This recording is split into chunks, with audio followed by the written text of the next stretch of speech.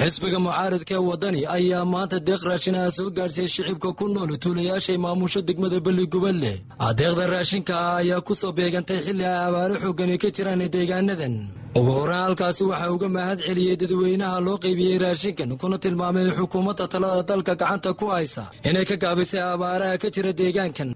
gobolka hawd markaa ma qiimiyaa macaamilada dawladda iyo wasiiradu ay bixinayso yaa xukuumadda imika jirta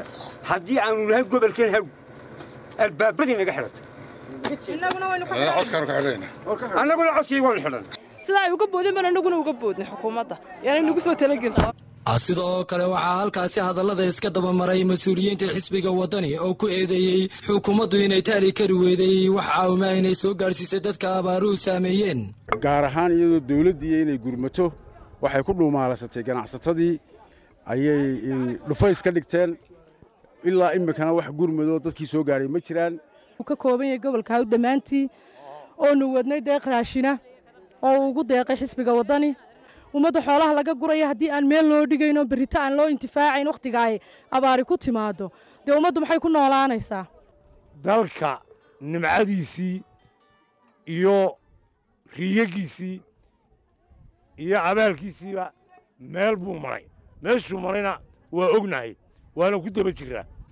gabagabadii waxaa soo afmeeray hadalka siyaasi Cabdi Haybi oo sheegay inuu ugu deeqay gudoomiyaha xisbiga wadani deeqdan raashinka eedna dusha ka saaray xukuumadda isagoo carabkana ku dhuftay inay wadani ahaan keeni doonaan gaariga ambalaaska ay deegaankan u baahan yihiin waxaa idinku deeqay xisbiga wadani gudoomiyaha xisbiga wadani oo musharaxa mustaqbalka madaxweynaha noqonaya ayaa idinku deeqay gurmadkan imika socday lacagta la ururinayo ee dadka biyaha iyo raashinka loogu ururinahaa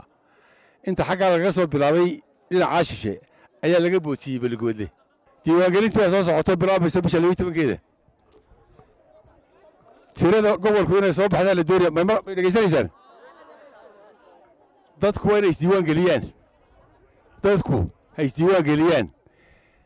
Cabdiraxmaan Samriye TV-ga caalamiga Home Cable TV xarunta gobolka Hawd degmada